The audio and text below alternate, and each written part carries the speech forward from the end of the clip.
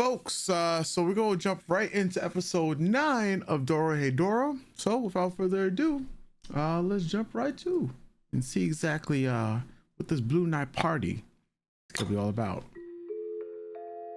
Oh man, about to be a freaking battle royale. The fact that he's you know, knows about this whole thing, but of course he would, because he's a sorcerer. Because it's much better, just a change of mask. Hey yo, bro. Yeah, bopped on the head like that. Yep. So much for the mask. Oh nah. What a setup. Oh, What a setup. nah, not the sagging now. Come on, bro. There you go. Oh my god. Bro, bare ass? Like, what is going on?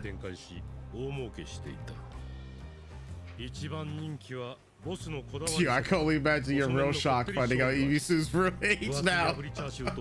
Yeah. Oh my god. Crazy. Now, how you know they gonna live after that?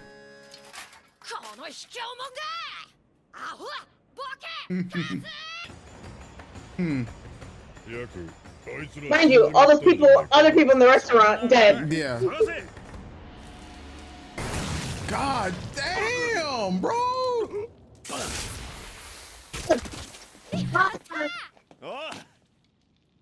God damn. And her tail's about to go. Uh-oh, wait a minute. Fuck. Good guy Shin. Even though he's done a lot of bad things, right? But sometimes you're a bad guy with a heart of gold. Makes sense. He's got the portrait of the dog above Ed. Damn, bro. Get fucked. You should be at work, bitch. Yeah. Bro, this character, the one in the left, looks like this other like character we've seen in like horror movies or whatnot. Like it, the clown. It looks like he's wearing a skin suit. Yeah.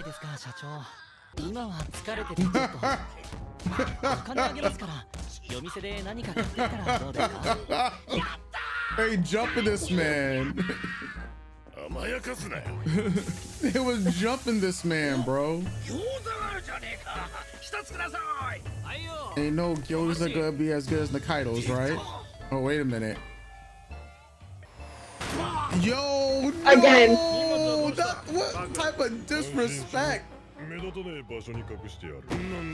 Bro, just threw Noi down like it was nothing. Oh, okay. No, it's Shin in the bag. Shin in the bag. Because they said healing power, so I was thinking about Noi. My man's. Bruh. Wild. Wild. Fuck him up. Oh, Jesus. Wait. Have they been eating other people, bro? Hello? Somebody to answer the other question I just asked, like we already have N making people into mushrooms and then eating them. Like, come on, man. What the fuck is... Bro. Noi is back alright. So now we got a full Risu. Back. Interesting.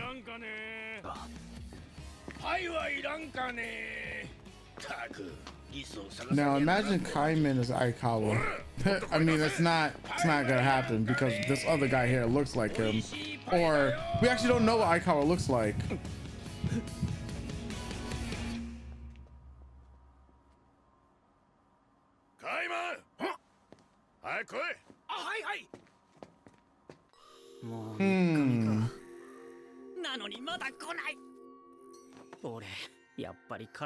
Yeah, they were teasing you, bro.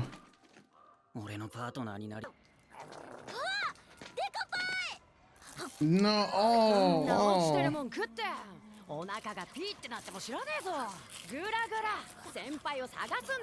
God, just eating this man. Okay. Don't. She don't know.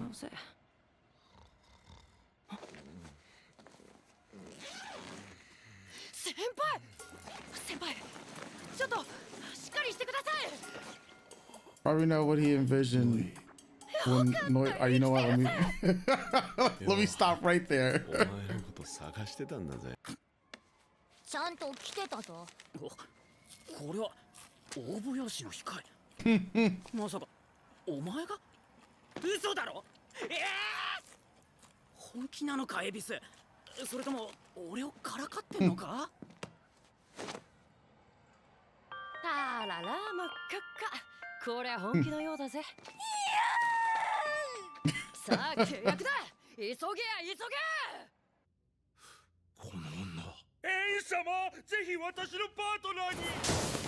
Get fucked.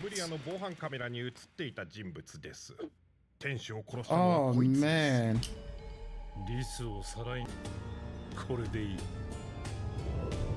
It's like some voodoo shit.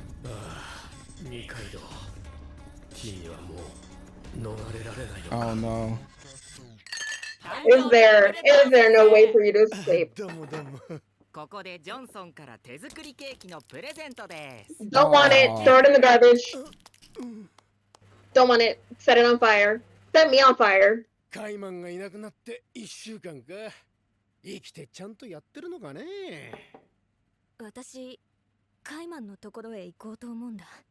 that's what they want you to do. God damn, bro. Oh, I don't like it.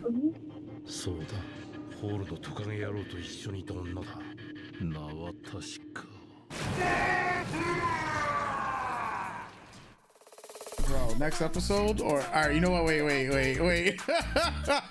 Okay. I can if you want to, and then we can talk about both episodes. I can if you want to. Yeah. Let's talk about this episode real quick. Okay. Yeah. Noise. All right. I'm not even thinking straight anymore. So let me start with Fujita, right?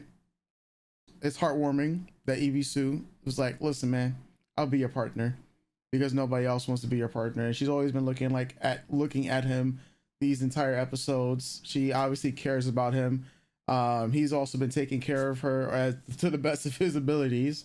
So it's only natural that she would be like, hey, I'll be your partner because I see the way that you actually care since you lost Matsumura. And she did kind of like end the rest of his life, or what life he had left, even though he was already dead to begin with, right? His second life, yeah. He didn't live long, but big ups to Matsumura, I guess, for Fujita. Yeah, I guess, yeah. That's not from me, that's from Fujita.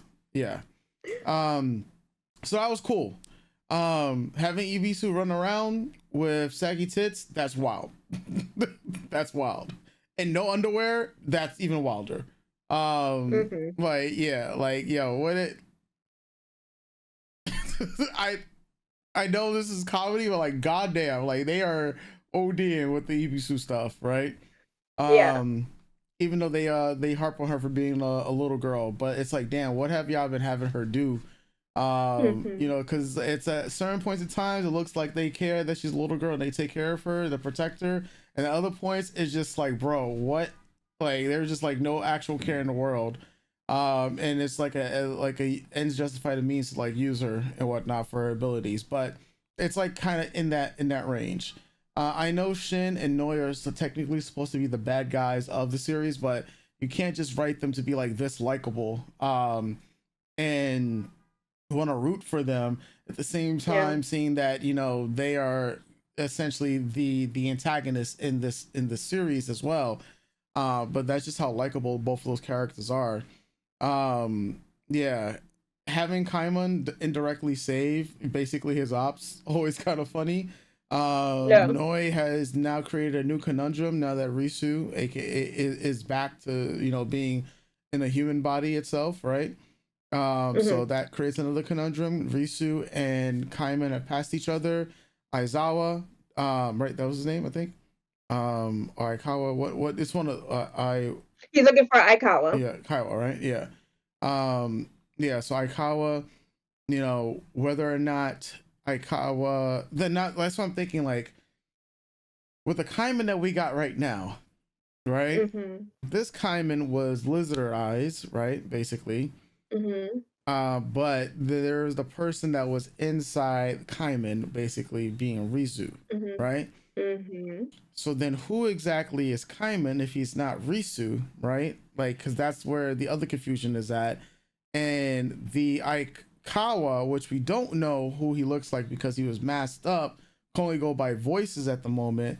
But the guy who did take him out does look like the dude from like his new boss, at least from the face wise. So I mean, these are just some more mysteries that have to get solved in these next three episodes. If they don't, then that's going to be for like season two Yeah. and beyond.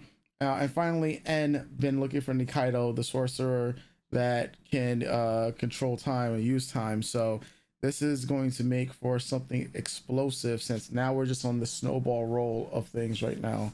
So yeah, liking everything that we got. It's just been a great series, and yeah, yeah, yeah. Yeah. Yeah. Yeah, it's very interesting how I really do appreciate that we got N Mm-hmm. now and further of Shin's backstory, right? Mm-hmm. How everyone met, how N, he's a man of many talents. Like he's a man that does a lot. So he creates a restaurant chain, uses it as a front for whatever he's doing. He's obviously in bed with the devils pretty deeply. The fact that his cousin was It's training Noi. to Yep. become a devil. So that Noi, his cousin, is training to become a devil.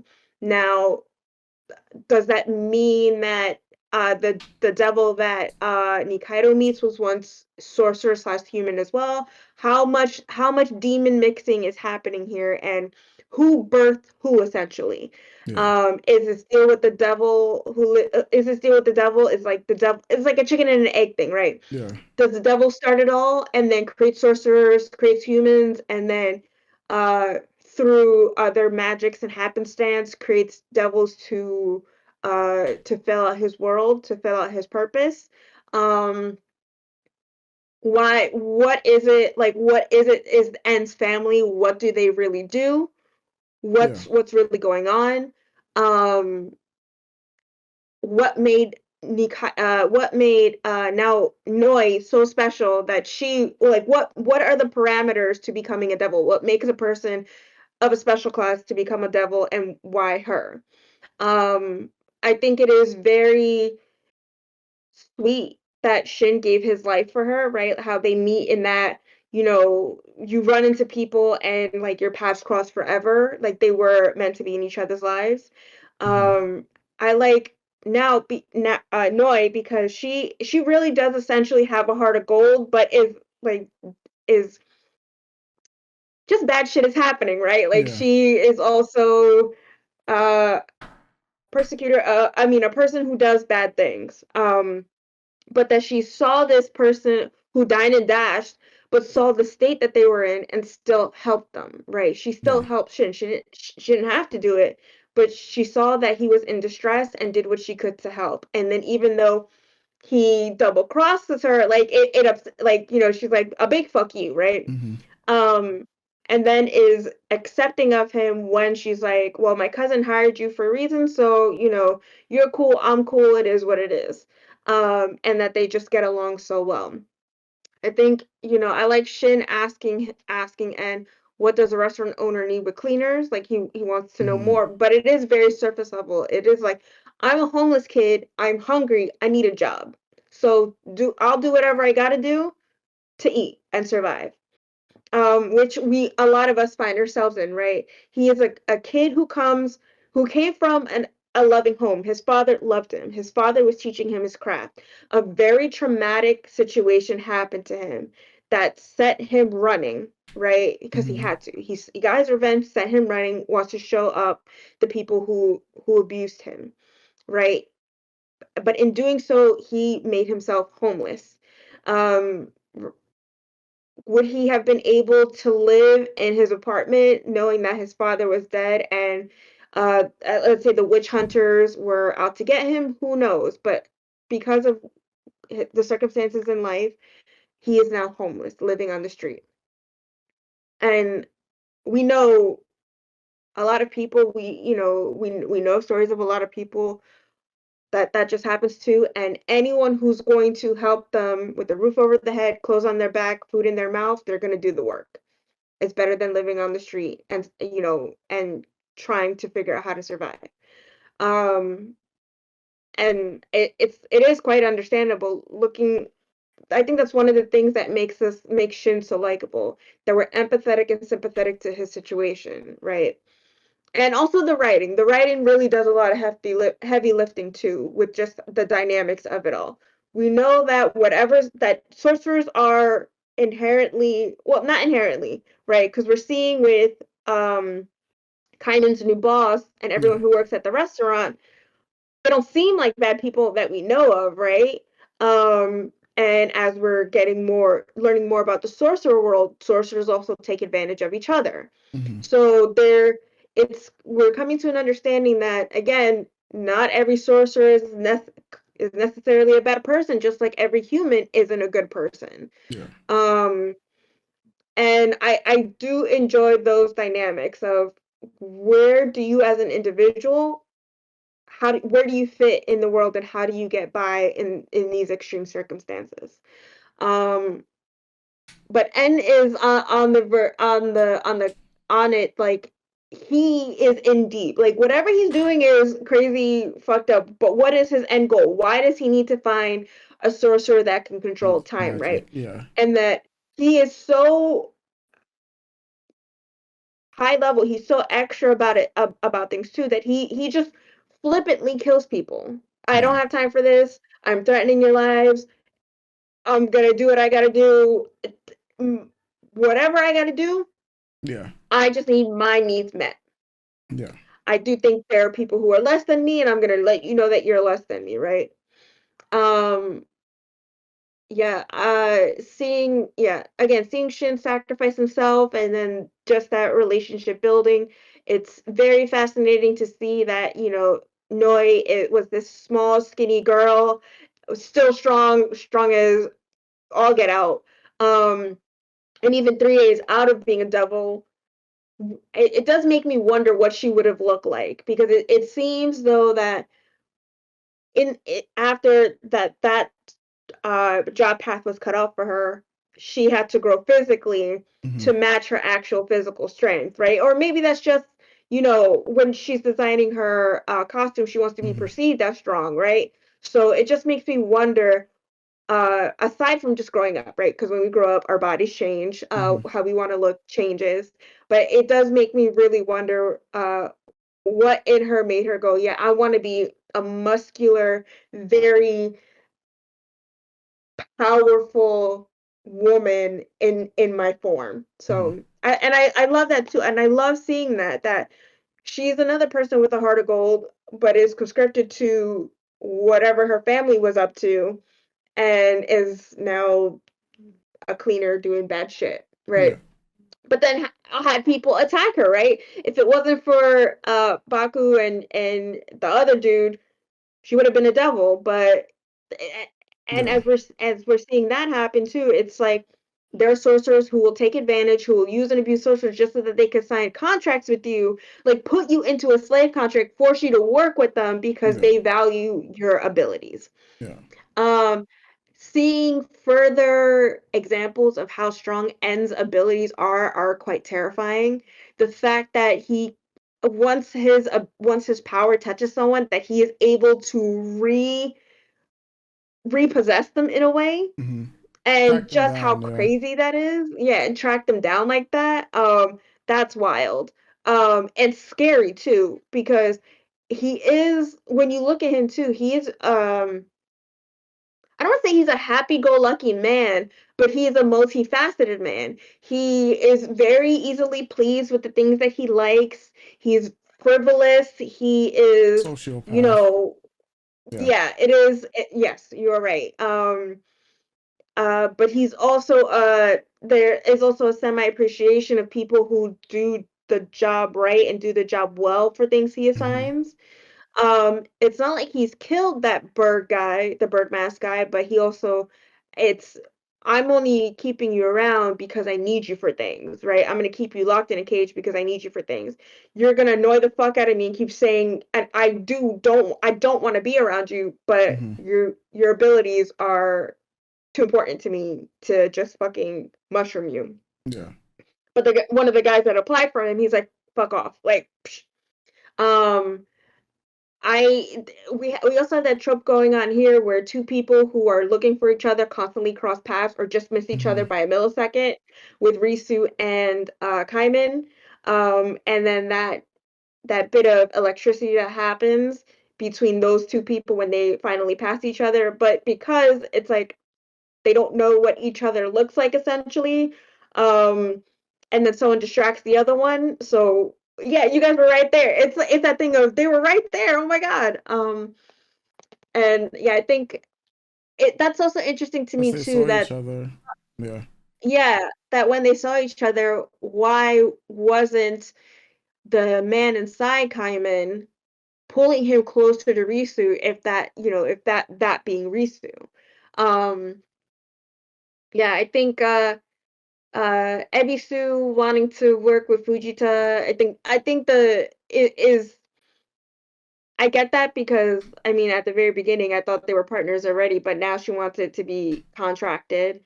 Mm-hmm. Um and Fujita still has that stigma of, well, you let your partner die. A big fuck you, you weak ass bitch. None of us are signing up to work with you, Mm-hmm. right? Again, people value him less. Um and what that means. I think when we look at the stack of applications, of course, everyone wants to be N's partner, but it's fascinating to see. It goes from N's got the biggest, then Noi's got the second biggest. I'm gonna assume it's because she's N's cousin, and the world Mm-hmm. knows that. To Shin getting less, it's like, do people know that Shin is from the whole, or and people, Mm-hmm. only value him as such, knowing that he's strong and that having that kind of partner is worth it, and then just what it all, the perceptions of others when it comes to abilities and egos and power structure.